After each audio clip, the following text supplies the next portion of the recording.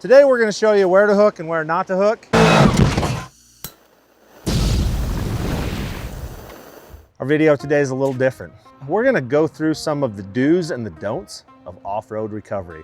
We're going to show you where to hook on a car, where not to hook on a car, how hard to hit the end of a strap, how not to hit the end of a strap. We're going to show you some techniques that you can get yourself out with, self-recovery, stuff you can try, and we're going to go through some of the internet methods of ways to get yourself out and see if they actually work. So let's get to it. Let's go see if we can get a Toyota car unstuck out of the river first. We're on our way to do our first recovery of the day.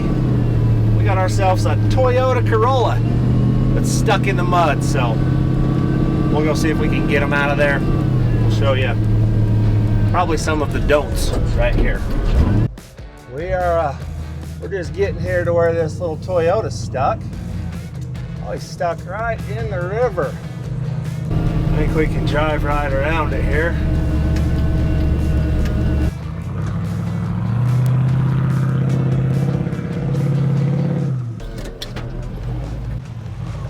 I better turn the hubs in. You seem to be stuck, my friend.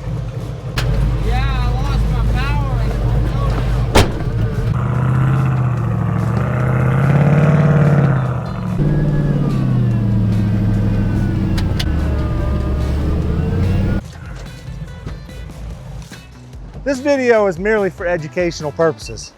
Obviously, we planted this car here. These cars are hard to hook on. There's nowhere to really get into them to hook a rope onto it. So today we're going to show you where to hook and where not to hook to get a car unstuck such as this. So here we go. I think if we pop the hood and go around the bumper, it should work. Yeah, we'll get it around the bumper. I've seen that on a couple videos. I don't know why I couldn't make it across. Toyotas. All right, I'm gonna let you hook this on your own car. Okay. And then I'll hook to my truck. Okay. You get stuck often? This is actually my first time. Google says this should work. Okay, one thing's for sure. You wanna make sure your rope's laid out. You do not want knots in this rope. If you put a knot in your rope, it's terrible bad, and that is where your rope will break the next time. All right, sir, you're pretty stuck. And I'm gonna have to hit you pretty hard. So It's my first time. We want to put a double loop on that thing. Oh. Ask me how I know if those break. Okay, if you want to just get in your car, leave it in park, probably put the brakes on, and turn the wheels the wrong direction. That should work. I'll get you out. Yeah, if I turn that way, it should help. It should. Get me up on. We'll see what happens. You ready? Yeah. Please get me out. I really want to get unstuck. Oh.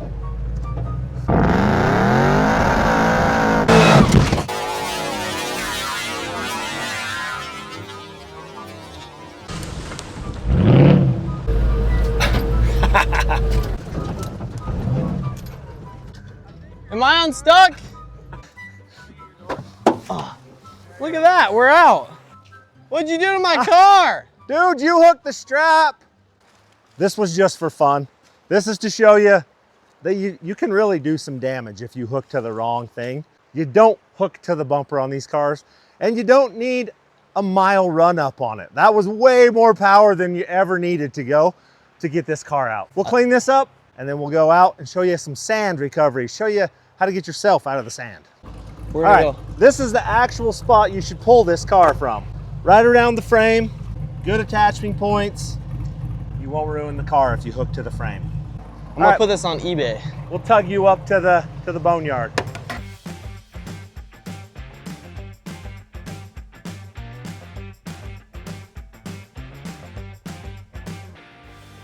After a tow, after you've used your equipment each time, when you take it off, you want to give it a little visual inspection. Make sure that nothing's crazy hurt. Your rope's in good shape. You can't see any big tears or gouges in it. And then the next time you use it, you'll know that it'll do everything you need it to do. All right, our second recovery is a Suburban stuck in the sand. So we'll run out and we'll see if we can self-recover that thing, teach you guys some tricks and methods that you can do to get yourself out of the sand. All right, guys, we just got here. We found the Suburban. It's Landon, you all know him. He's stuck. Today we're gonna roll through some things. First things I do when I personally get stuck in the sand. I let the tires down. We'll let some air out of the tires. First of all, Land, jump in this thing, see if you can move it. Okay, you're stuck. Let's don't get it any worse. He spun down right here in the sand. So we've been on lots of recoveries. First thing first, there's no floor mats in this car? No. Someone's already been stuck in this car. That's probably why both the CVs are broke. There's some cedar trees. Poke those underneath of it. Oh, look, some sagebrush. Let's try some of this. Because this, they always, every time you show up to pull somebody out, they've got sticks and sagebrush under it. All right, go give it a little spin. Let's see what that does. Alrighty. Okay, that didn't work. Do we shovel? We can. Let me get the shovel. 90% of all the recoveries we show up to, it's either they're using these methods. Prime example. See, look. Right here in front of where we're currently stuck, someone else has been stuck. Let's move those. Let's see if digging the dirt out helps. Okay. Give that a try. Might want to get this other side. Okay, I'll do it too. Okay, Ready? try her.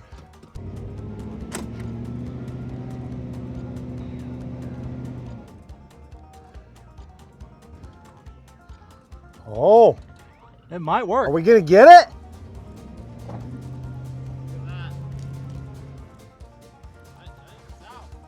All right. That method actually worked. So shoveling, check.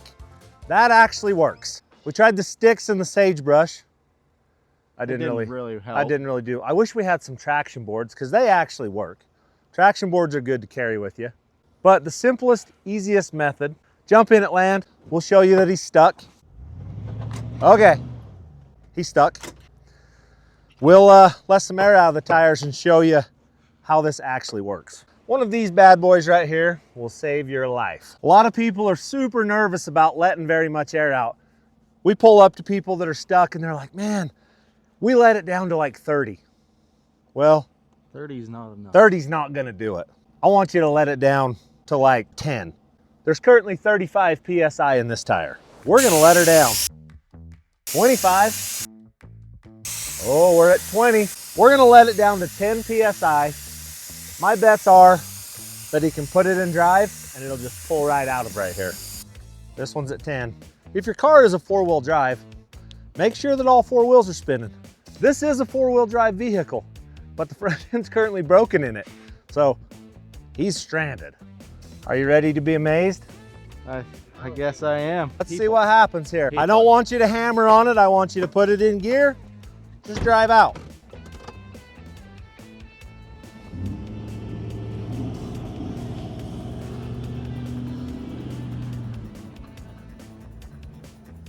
We probably could have aired them down a little more.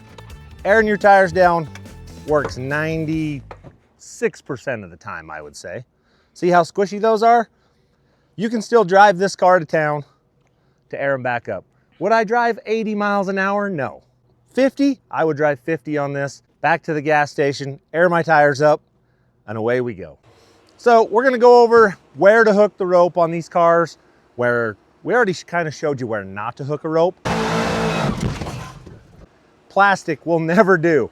So these cars have a tow point right here in the front. This is where you want to hook. We'll back over, we'll go through the ropes, show you how they work, pull this car out of there.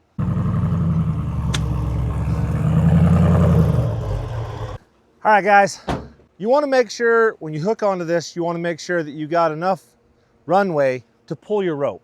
So we run 30-foot Yankum ropes. If I was to go up through the trees that way, when I hit the end of it, the car I'm pulling is going to get drug into that tree. You got to think things through a little bit. So we're going to go this way, pull it out that way. So let's hook it up. I'll show you what we got.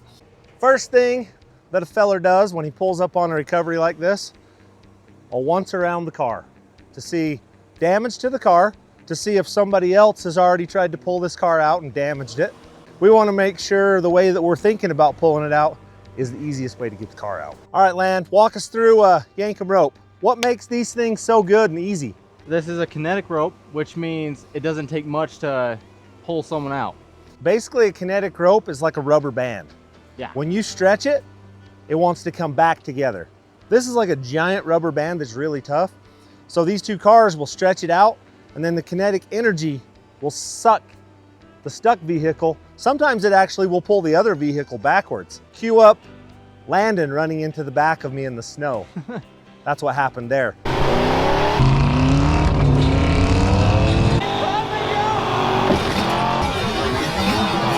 Landon was stuck. I hit the end of the rope. It pulled me backwards. It got Landon unstuck. We hit in the middle. So one thing you got to pay attention with these ropes is it will pull the vehicle backwards a little bit. Once again, make sure there's no knots, no nothing. Show them how to work one of these soft shackles, Landon. So see, it's looped through right here. Pull that like that, and then put it up through, and then. And that'll bam. hold together? That stays? Yeah. Never had one come undone. We've had them break in half.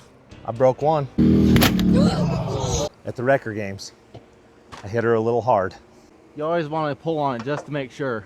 The proper amount of slack. Should I just back up to the bumper and hit it? No, that will basically rip the whole front end of this car off like we did with the Camry. We just barely did that, we showed you. I'll show you how much it actually takes to pull this car out. The reason that we usually take 3 of us, or 2 of us at least on a recovery, is because I like one of my guys to be driving these cars, because people panic in them a little bit. They'll run your ropes over, they'll hold the brakes on, they'll leave it in park. They turn their wheels the wrong way every single time, no matter what. And don't spin.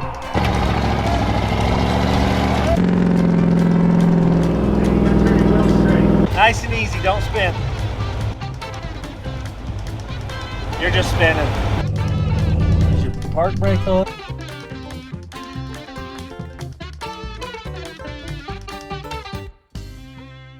What you should do here is you should put the car in drive with your foot on the brake, and when you feel me bump the rope, you should let off the brake, apply slightly on the gas, and follow me out.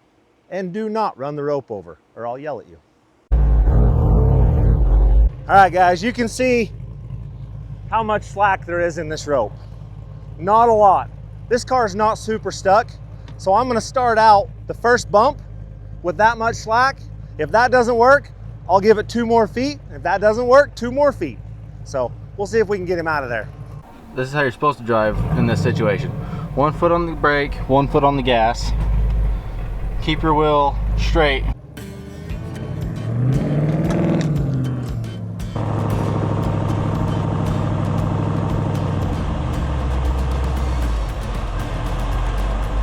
Just like that. I'm pulled out. That's pretty much how a kinetic rope works. So if you'll notice, he pulled up just enough to give us slack to unhook the rope, not enough to run it over. Come over here, I'll show you the reason we don't run them over. This outer braid that's on it is the tough part.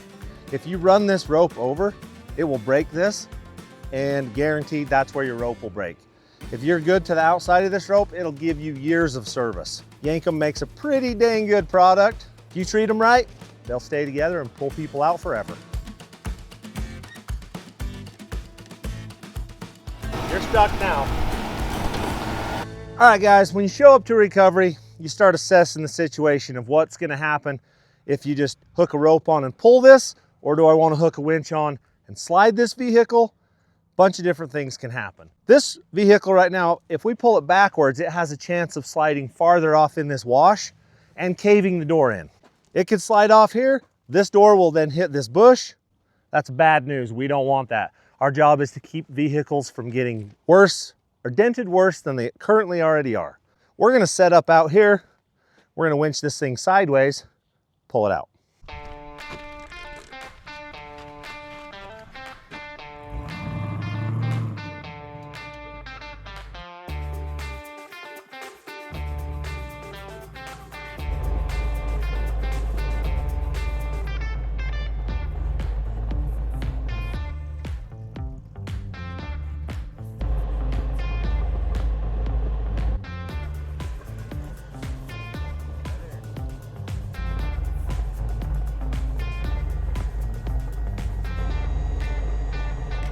All right, let's see what this old truck will do.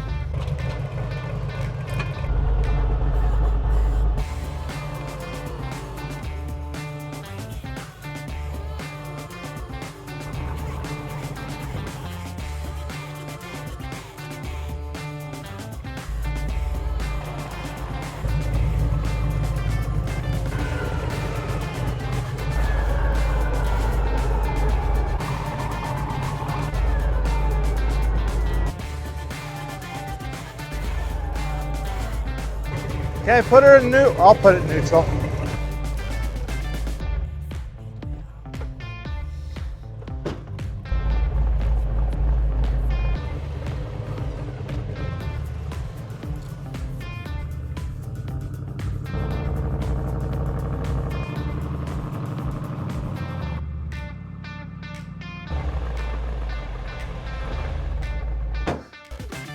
All right, we didn't tip it over. We got it out of the ditch. No harm was done. I hope this has been kind of helpful to you guys. Just know there's a right and a wrong way to do a recovery, because if you do it the wrong way, you'll end up like the Toyota earlier today with everything broken and you're still stuck. Get out, play, have fun, get stuck, do cool things. But if you need some help, give us a call and we'll get you out.